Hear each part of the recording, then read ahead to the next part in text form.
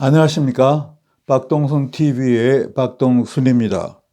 오늘부터는 지금까지 해온 시사평론과 병행하여 성경 이야기를 진행하려고 합니다.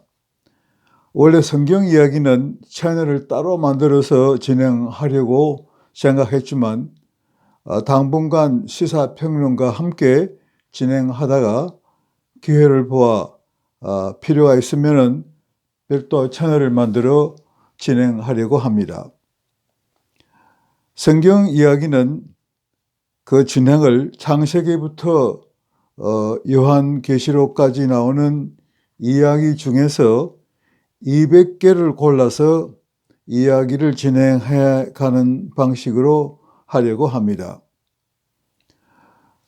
성경은 기독교인과 비기독교인 모두를 위한 책입니다.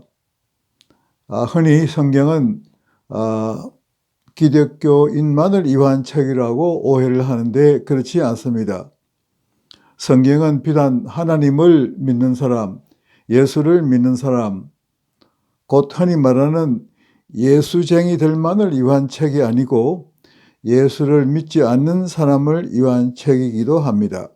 따라서 이 영상을 보시는 중에서 예수를 아직 믿지 않는 분도 이 영상을 계속 보시기를 희망합니다.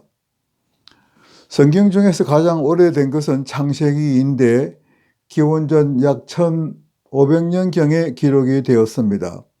또 성경 중에서 가장 최신의 것은 AD 100년경에 기록된 것으로서 요한계시록입니다. 물론 이 성경들이 쓰여졌을 때는 하나님을 믿는 사람도 예수를 믿는 사람도 없었습니다.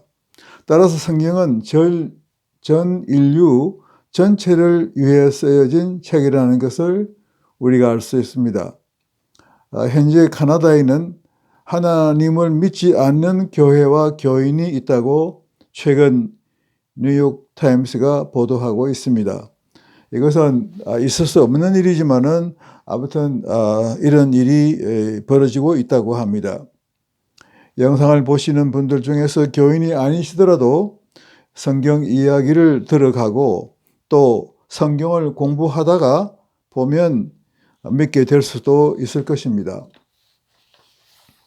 사람들이 시대의 변화에 따라 왔다가 사라지는 소위 베스트셀러는 열성을 다하여 읽고 만고의 진리인 성경을 읽지 않는데 이것은 어쩌면 인생을 헛사는 일은 아닌지 모를 일입니다.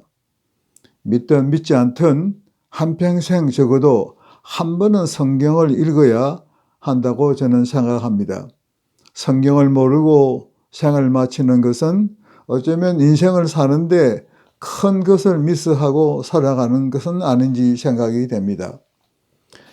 성경 번역에 대해서 말씀드리면은 성경은 구약은 히브리서, 신약은 히라보로 기록되어 있기 때문에 보통 히브리어나 히라보를 모르는 사람에게 성경이라고 하면은 번역된 성경을 말하는 것입니다.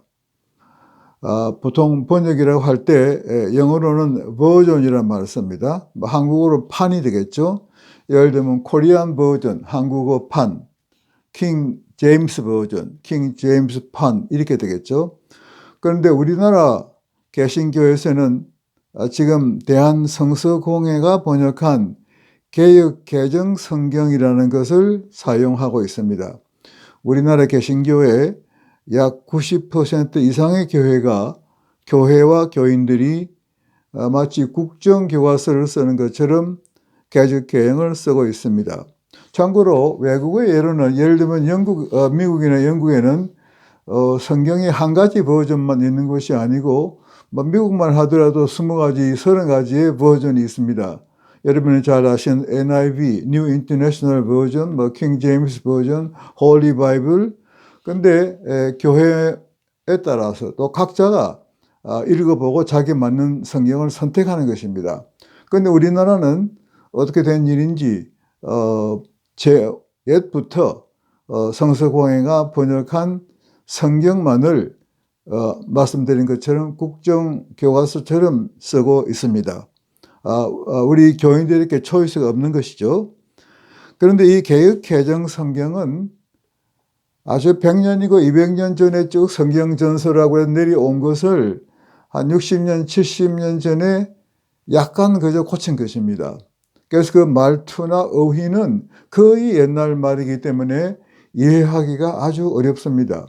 주어도 생략이 되고 또 문장이 끝나야 되는데 끝나지도 않고 제가 뭐 성경학자도 아닌데 이런 말씀을 드리기는 좀 어렵습니다만은 제가 성경을 14년간에 걸쳐서 번역한 경험에 비추면 우리나라의 개역 개정은 반드시 히브리어나 그 원어인 히브리어나 히라버와 비교하지 않더라도 좋은 영어 성경에 비하더라도 성경의 맛을 내기에는 많이 부족한 것은 아닌가 그런 생각을 해봅니다. 대단히 조심스러운 말씀을 제가 드리고 있는 것입니다.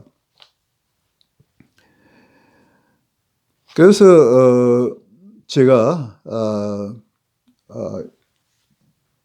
1999년에 은퇴를 하고 대학에서 이제 강의를 좀 하다가 성경을 본격적으로 좀 읽어보려고 읽어보니까 이게 보통 어려운 게 아닙니다. 그래서 공부 삼아 번역을 시작한 것이 14년 걸렸고 신구약 66권 2180페이지를 번역해서 2018년 12월에 첫판에 나왔고 그 다음에 이제 개정을 거쳐서 지난 7월에 개정판이 나왔습니다.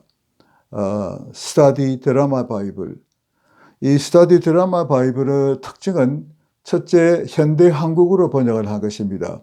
그래서 뭐 중학교, 고등학교 이상의 국어 실력만 있으면은 물론 성경이니까 그렇게 쉬운 책은 아니지만은 읽을 수가 있습니다. 둘째 특징은 연극의 각본처럼 드라마화 했습니다. 예를 들면 창세기 1장에 태초에 하나님이 천지를 창조하셨다.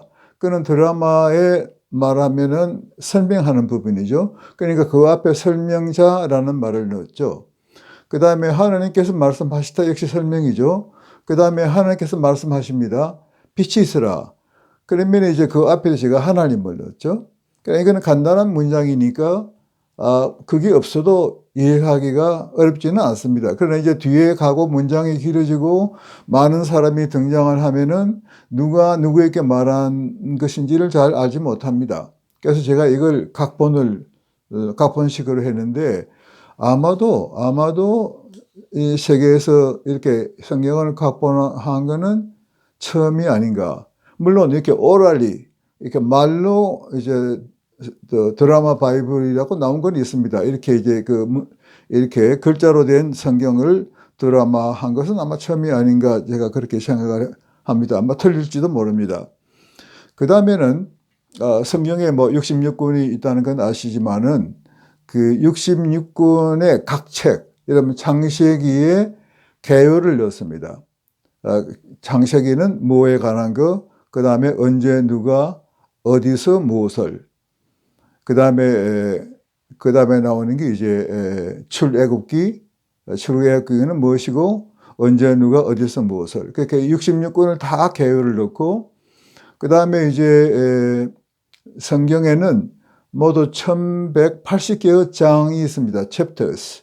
그 챕터마다 지금 말씀드린 그 개요를 다 넣었습니다. 그리고 이 지도를 성경을 이해하기 위해서는 지도가 필요합니다.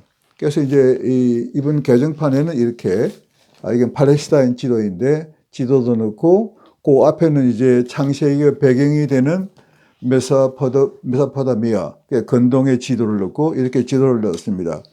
그래서 이 성경은 어느 페이지를 펴도 이거는 무엇에 관한 이야기이고 누구에게 이야기한다는 것을 알 수 있게 되어 있습니다. 앞으로 제가 이 성경 이야기를 진행하면서 이 성경을 가지고 말씀을 진행하려고 합니다. 오늘 제1강이 되겠습니다만 오늘 제1강은 이것으로 마치겠습니다. 다음 시간에는 성경이란 무엇인가, 그 다음에 신구약의 구별, 이런 데 대해서 이제 설명을 드리고 차차차차 이야기를 진행해 나가겠습니다. 오늘 말씀은 이것으로 거치겠습니다. 경청해 주셔서 감사합니다. 경청하신 후에는 구독을 눌러주시면 감사하겠습니다.